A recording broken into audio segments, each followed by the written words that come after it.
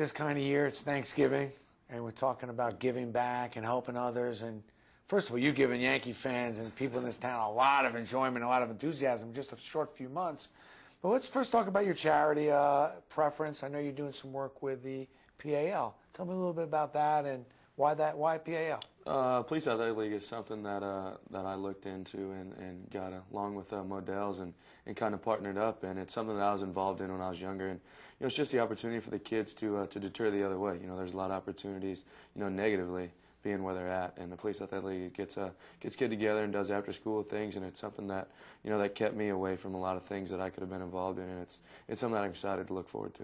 I mean, you as a child maybe got into a little bit of trouble? I like to scrape my knees in a little dirt every once in a while. So, having your dad work in a prison too helps you stay away from it. So, it's something that I think that a lot of kids need, and the opportunities are few and far between for some of these kids. And PAL has been awesome.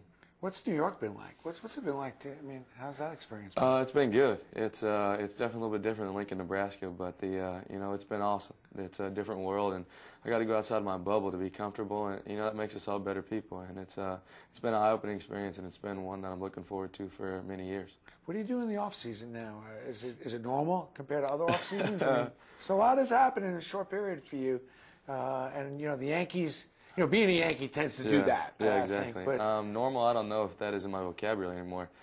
Going out to eat is definitely different, and going out is fun. But it's it's different. Everybody notices you, and it's great that your hard work pays off. And staying busy, coming back to New York, and doing appearances and doing things like that for people and speaking. And it's all new, but it's very exciting and enjoyable. I noticed a few people taking a little bit of a liking to you, besides the entire city, but. Roger Clemens, and you just seem to be in constant conversation. Can you share some of that? He's just a big kid. He's played this game for a long time, and it definitely shows because he enjoys himself, and he knows when to be a kid, knows when to turn it on and be serious, and it's fun to see. And being outside the game and not being part of it for so long, and I get to where I'm at, and I understand that these guys are still the same people, and they're still the same type of purple, and then it's just awesome that he can joke around and to have fun, but also knows when to put his hat on and go to work. Advice you get either from a Roger Clemens or any advice you got out just being in the bullpen? There's some pretty experienced guys out there. I think the two biggest things were just be yourself, because you got here for a reason, and work hard. And with those two things, you do them. You're always going to fail. It's going to happen, but it's how you handle that that's going to make you who you are. So I think those two, three definitely paved a lot for me right now. Now, going back to your charity and just kids in general, what's important to you? I mean, as you grow up and as you get a little further along in your career, any interest you in something you ultimately like to get involved with or change? There's a lot of things I like to. I hear by a lot of people helping me, and so I want to have my feet in a lot of different things and do some things for people that they did for me. Helping the younger generation out, have that opportunity and have that chance to eat, because there's a lot of talented kids not only in athletics but in writing and music, and just to be able to give those kids that opportunity and to know that there are a lot of people that believe in them, and even if they don't believe in them. Believe it or not, in that, when I was younger, I was in their shoes, and, I had people believe, it rubs off, and you finally one day look at yourself in the mirror and say, maybe I can do this, and I just want that opportunity for those kids to, to believe in themselves, to know that whatever it is, whether they want to be a musician, whether they want to be an artist, that they can do it. It shocks me, and you hear about these kind of stories all the time, but in high school, were you thinking you were going to be a major leaguer?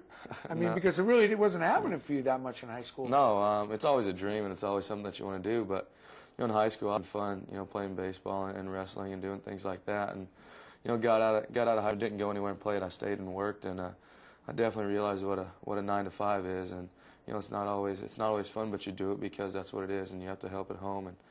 But if you'd have asked me if I'd have been in the, definitely would have been like, probably not. Wow. What's the one thing, when you think about, going in and getting a few months under your belt, is there one thing that sticks in your mind is like when you just say, wow, I can't believe this is happening? Just the people that have came through there, the giants of baseball. It's the mecca of all baseball. And when you say Yankee Stadium, it's not in the United States, but you can say Yankee Stadium and anywhere else, and they're going to know the symbol.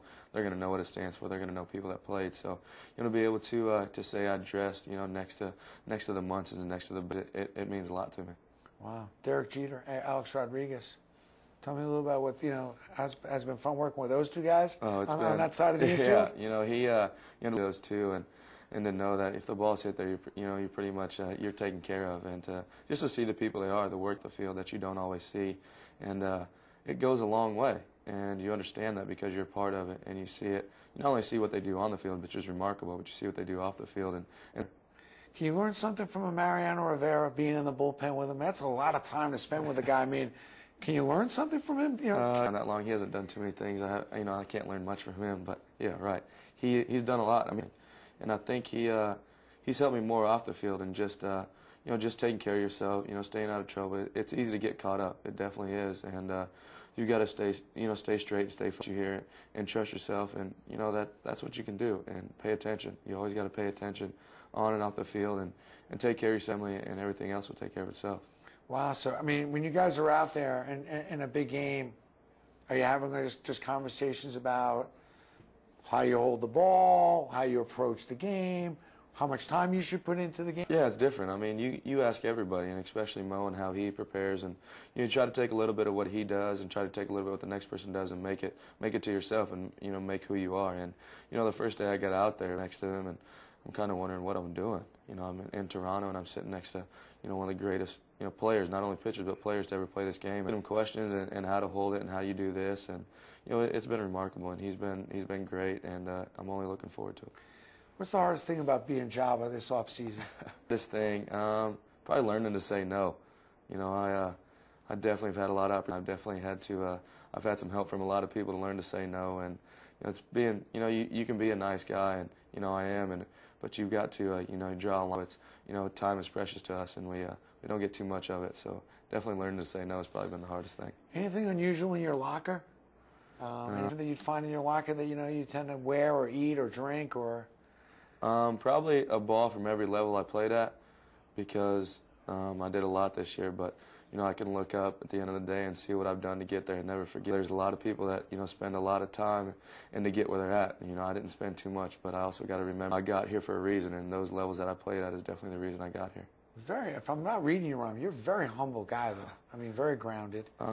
You have to be. This game is going to humble you. You're going to fail, but it's how you handle that failure that is going to make you who you are. Success is easy. Everybody's your friend when you succeed. But when you fail and get kicked around a little bit, everybody's going to doubt you, say you're not be this, that, and another thing. That's hearsay. You believe in yourself, and it's got to handle it with a grain of salt. And, the sun comes up tomorrow. Who's your idol growing up? Who gave you that inspiration? Who was the guy that you wanted to be like, as you were growing up? It's probably my dad.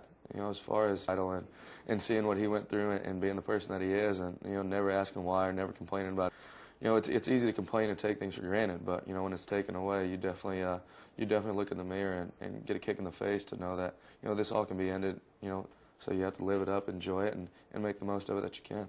Is there a player that you think about that you kind of want to be like a little? I was a huge Braves fan growing up, so it was probably Chipper Jones. Justice, I wore the leg guard that David did for no reason. I don't know, because he wore it, so I wore it, and that's what Chipper Jones did, and so that's why we do it. That's part of being a baseball player, is looking up to these big leaguers, and I say these big leaguers, and I realize that I am one of these people, and it makes me feel special to know that there's kids out there that look up to me, and I represent a lot wearing the pinstripes, but I represent Chamberlain too, and that means a lot to me. Absolutely. Do you collect as a kid? Did you collect any autographs, and you think you're going to collect a little bit as a Yankee? Like when you swap? I didn't collect when I was younger because being in Lincoln, you don't really have too much around you. You got to drive a little bit, and we didn't go anywhere. So I think now it means a lot to me. I try to get one from each team. I got the night that I faced him, so that was kind of special for me. I got Ichiro, and I think that's going to be good for me. Because I've never had that, and hopefully my son being around it will want to collect it, because it's something that I do, and I respect all these guys. That's fun. That's fun. Back to the police. That's a small auction on Steiner Sports, which is great. We'll autograph some different items, which the viewers will be able to see as you're signing those items, and all the money will go to help those kids in the inner city. Police Athletically, great cause. We'll hope ourselves, and Mitch is involved with that, and as I am, and a lot of people around the city, to help kids find places. Excellent cause. It's a rarity, I just have to tell you, in meeting you at such a young age, besides having both feet on the ground, to have already an interest in helping others. Usually it's, let's make as much money, but you're finding time to help others, which is one of the reasons why I was just really, really looking forward to this interview, bringing you on to the show, and really for people to see a little bit of both sides in this time. And that's great, but also the job of time off the field, and I think that's just, it's inspiring. to know that, you know, somebody's so young. Yeah, it's been an awesome experience, and you know, my life has led me to you know, do things different, and you know, I'm so thankful that I've done everything that I've done in my life, and you know, the most rewarding of this is I get to help others. You know, I put myself second because that's what it's about. You know, everything else is for everybody else. I do this for my family, and you know, the enjoyment of it. I love every day, you know, putting my cleats on and all the stuff that you got to beat yourself up for to be good. But in the end, it's about taking care of your family and letting them live and not have any worries, because you know, they've done a lot for me, and a lot of people have. Absolutely. There's a lot of people in the city right behind you, you know, the automatic, immediate connection with you. So good luck. Great stripes. And something tells me it's going to be a really, really fun, interesting run with you over the next few years. Yeah, I'm excited. Thanks a lot. Thank you very much.